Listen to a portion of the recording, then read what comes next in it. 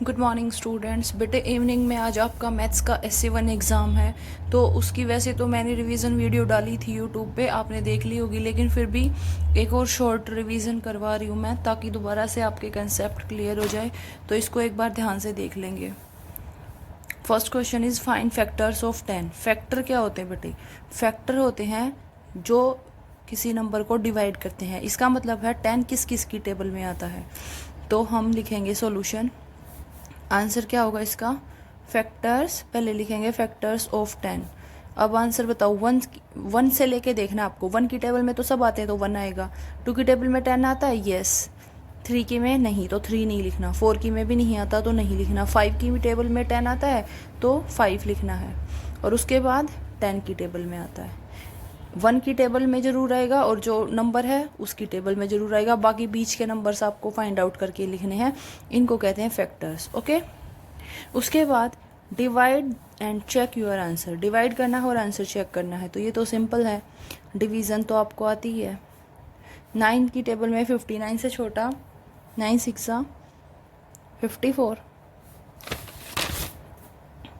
Minus करेंगे तो 5 5। Again 9 6 54, minus करेंगे तो 1 4।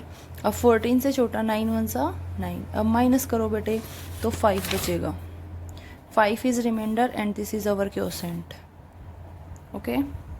अभी आपको इस क्वेश्चन की चेकिंग भी करनी है। चेकिंग तो हम लिखेंगे चेकिंग, और चेकिंग का फॉर्मूला होता है D = D multiply Q plus R। इसका मतलब है ये होता है D, ये Q और ये R। तो इसका मतलब 9 मल्टीप्लाई 661 प्लस में नीचे रिमाइंडर कितना बचा? 5। यहाँ पे और यहाँ पे जो है उनकी मल्टीप्लाई, और नीचे जो बचा उसको प्लस। तो अब मल्टीप्लाई करेंगे इनको 661 को 9 से। 9 में 9, ये आ गई 9 से इसकी मल्टीप्लिकेशन, और फिर ऐड क्या करना है बेटे? 5। तो यहाँ पे 5 ऐड और कर लेंगे, तो ये हो जाएगा 4 5 9 5 5 9 5 4। This is our answer. तो चेकिंग आपको समझ में आ गई। डिवाइड तो आपको आता ही है। डिवाइड के बाद चेकिंग में क्या करना है? इसकी और इसकी मल्टीप्लाई और ऐड कर देना है ये नीचे वाला। Okay. Now prime number and composite number. Prime number वो नंबर होते हैं जो बेटे सिर्फ अपनी और 1 की टेबल में आते हैं, और कंपोजिट नंबर होते हैं जो औरों की टेबल में भी आते हैं। ठीक है। अब ये बताओ 13 सिर्फ अपनी टेबल में आता है और 1 की में आता है, तो ये क्या है? Prime number. उसके बाद 8 तो 2 की में भी आता है, 4 की में भी आता है, औरों के में भी आता है, तो ये क्या है? Composite number. उसके बाद 7 सिर्फ अपनी में और 1 की में, तो ये क्या है? प्राइम। देन 11 सिर्फ अपनी में और 1 की में, तो ये भी क्या है? Prime number. प्राइम और कंपोजिट का कंसेप्ट क्लियर हो गया। उसके बाद कन्वर्जन के क्वेश्चंस हैं। आपको आवर को चेंज करना है मिनट में, तो यहाँ पे आवर और यहाँ पे मिनट। अब मुझे बताओ 1 आवर में कितनी मिनट होती हैं? 60। हमें करना है 5 आवर को चेंज, तो 60 को मल्टीप्लाई कर देंगे 5 से। 500 5 6 30। 300 इज अवर आंसर। ओके। अब यहाँ पे भी ऐसे ईयर को चेंज करना है मंथ्स में, तो ईयर और इस तरफ मंथ। अब बताओ बेटे 1 ईयर में कितने मंथ होते हैं? 12। और हमें चेंज करना है 16 को, तो 12 के साथ मल्टीप्लाई कर देंगे 16 की। 6 2 12, 1 6 2 12 and 1 13, 1 2 2, 1 1 1, 2 5 1 and 1 2. This is our answer. 2 5 2 1 months. Then come on question number 5. Question number 5. Find the diameter whose radius is 9. Radius दे रखी है आपको और फाइंड क्या करना है? डियामीटर। तो हम इसकी स्टेटमेंट लिखेंगे radius is equal to 9 centimetre. अब diameter is equal to, formula बताओ बेटे, मैंने आपको फॉर्मूला बताया था, आपको याद है? 2 मल्टीप्लाई रेडियस। फॉर्मूला लिखना है पेपर में भी। 2 मल्टीप्लाई रेडियस कितनी है? 9 centimetre. 9 2 18, 18 centimetre is our answer. Okay. Then fill ups हैं कुछ। आपको यहाँ पे क्वोशेंट बताना है और रिमाइंडर बताना है। ओके। अब मैंने आपको ये सिखाए थे रिवीजन, पिछली जो रिवीजन थी उसमें भी सिखाए थे। 10 है तो पीछे का 1 नंबर आपको रिमाइंडर के सामने लिख देना है और आगे का बचा हुआ क्वोशिएंट बच जाएगा। पहले 0 देख के और उतने ही नंबर पीछे लिख देने हैं। 2 0 हैं तो पीछे के 2 2 4 यहाँ पे, और आगे जो बचा हुआ है 67 वो क्वोशिएंट, सॉरी 67। उसके बाद 2 0 तो 0 1 पीछे और आगे है 39 तो 39 आगे। इसके बाद डी क्वेश्चन है 1 hour after 10 in the morning. सुबह 10 बजे है और उसके आपको आफ्टर का मतलब होता है बेटे बाद, 1 आवर मतलब 1 घंटा बाद। अब ये बताओ 10 के 1 घंटा बाद कितने बजेंगे? 11। Okay. The fourth multiple of 12, multiple का मतलब मैंने आपको बताया था टेबल, और फोर्थ मतलब फोर्जा पे। अब आपको बताना 12 की टेबल में फोर्जा पे क्या आता है। 12 फोर्जा 48। 19 इज ए, 19 क्या है मैंने अभी समझाया था, कंपोजिट एंड प्राइम। 19 सिर्फ अपनी टेबल में आता है और 1 की में आता है, तो ये क्या है प्राइम नंबर, क्योंकि ये सिर्फ अपनी में और 1 की में आता है। Then diameter is the dash chord of the circle, circle की डायमीटर कौन सी कॉर्ड होती है? सबसे लॉन्गेस्ट, सबसे लंबी। लीप ईयर में कितने डेज होते हैं? 366 डेज।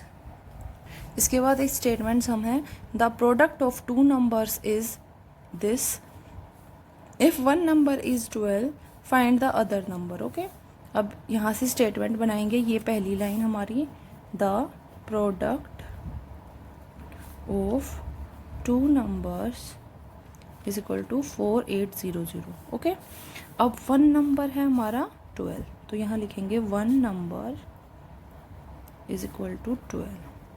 हमें क्या निकालना? फाइंड द अदर नंबर, तो यहाँ लिखेंगे अदर नंबर। अब एक नंबर हमें पता है तो दूसरा निकालने के लिए हम प्रोडक्ट को डिवाइड कर देंगे 12 से। इसको ऐसे भी लिख सकते हैं 12 से। तो अब डिवाइड करके देखेंगे साइड में 12 से। 12 4 जा 48, उतारेंगे 0, नहीं जा रही चढ़ाई 0, नेक्स्ट 0, फिर भी नहीं हो रहा तो 0। 400 is our answer, this is our answer. बस आपको प्रोडक्ट ऑफ 2 नंबर्स को डिवाइड करना है 1 नंबर से, चाहे कोई भी स्टेटमेंट हो, यहाँ पे आपको डिवाइड करना है इस क्वेश्चन में, और स्टेटमेंट तो बहुत ज़रूरी लिखनी है। Then question number 8 is find the common factors of 12 and 10। अब फैक्टर्स तो आपको पता है जो नंबर डिवाइड करते हैं, और मल्टीपल्स टेबल। तो अब फैक्टर्स लिखने हैं, तो अब हमें पहले इन दोनों के अलग अलग लिखने हैं। फैक्टर्स ऑफ 12 और फैक्टर्स ऑफ 10। 12 किस किस की टेबल से डिवाइड होता है बेटे? 1 से, 2 से, 3 से भी होता है, 4 की में भी आता है, 5 की में नहीं आता, 6 की में भी आता है, और 12। ठीक है। अब 10 1 की में, 2 की में, 5 की में और 10 की में, और किसी में नहीं आता। अब हमें निकालना है कॉमन फैक्टर्स। कॉमन फैक्टर्स होता है जो दोनों में सेम सेम हो, तो मैच करो। 1 तो सभी में सेम होता है, तो 1 and 2 is our answer. Okay, then our next question is question number 9. Find the first common multiples of 6 8. First common multiples, multiples का मतलब क्या बताया था? टेबल। इसका मतलब आपको इन दोनों के पहले अलग अलग मल्टीपल्स लिखने हैं, multiples of 6 and multiples of 8। इसमें आपको टेबल लिखनी है बेटे।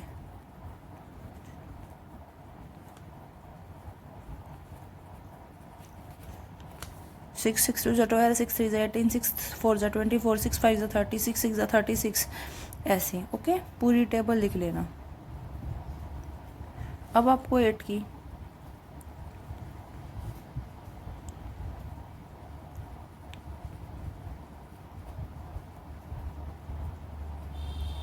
ओके, अब आपको लिखना है कॉमन मल्टीपल्स।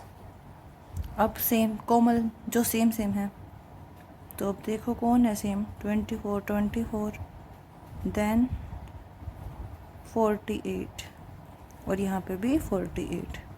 बस यही कॉमन है, तो आंसर हो जाएगा 24 and 48। This is our answer. Okay, इन क्वेश्चंस में आपको ध्यान रखना है बेटे, फैक्टर्स में आपको लिखना है कि उस जो नंबर दिए हुए हैं उनको कौन कौन से नंबर डिवाइड करते हैं, मतलब वो किस किस की टेबल में आते हैं।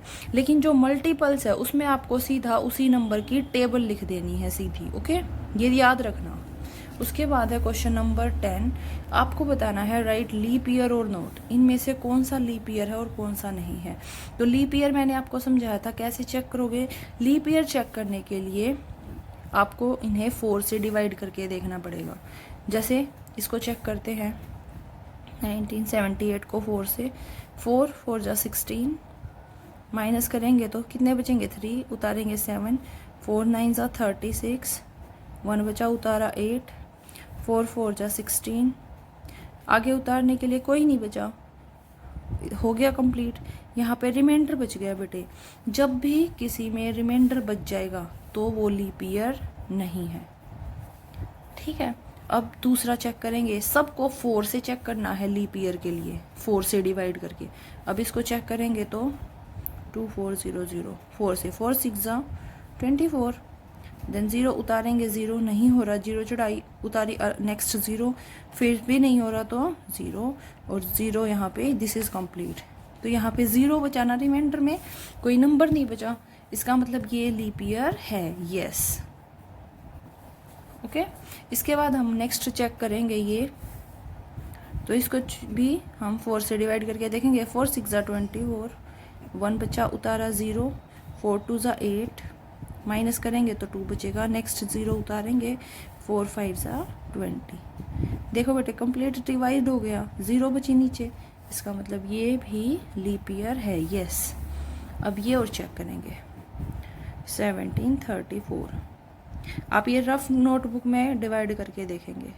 4 से डिवाइड करेंगे, 4 4 जा 16, 1 बचा उतारा 3, 4 3 जा 12, माइनस करेंगे 1 बचा उतारा 4, अब 4 की टेबल में 14 नहीं आता ना, 4 3 जा 12, माइनस करेंगे तो 2 रिमाइंडर बच जाएगा। अब यहाँ तो रिमाइंडर बच गया, तो इसका मतलब ये लीप ईयर नहीं है, तो यहाँ पे नोट। यह आपको ध्यान रखना है बेटे, ये क्वेश्चन बहुत ध्यान से समझना और ध्यान याद भी रखना और अच्छे से करना भी है। 4 से डिवाइड करके देखना पड़ेगा आपको ये लीप ईयर है या नहीं। अगर 4 से कंप्लीट डिवाइड हो जाता है और 0 रिमाइंडर बचता है तो ये 4 से डिवाइड होगा, अगर नहीं बचता तो ये 4 से डिवाइड नहीं होगा।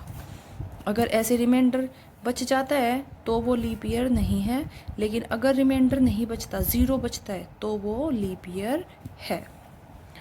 डिविजिबल बाय 2, अब 2 का डिविजिबल रूल मैंने क्या बताया था आपको ये बताना है ये जो नंबर दिया हुए हैं ये 2 से डिवाइड होंगे या नहीं।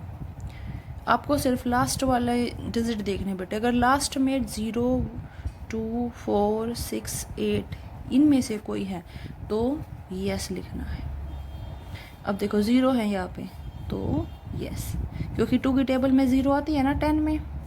अब 1 है, अब देखो बेटे इनमें 1 नहीं है ना, और 2 की टेबल में किसी के भी पीछे 1 आता भी नहीं है, तो यहाँ पे लिखना आपको नो। 8 है लास्ट में, लास्ट वाला नंबर देखना आपको, बस 8 है तो 8 है इसमें, यस। ऐसे आपको जल्दी से चेक करने हैं, डिवाइड करके नहीं देखना पूरा।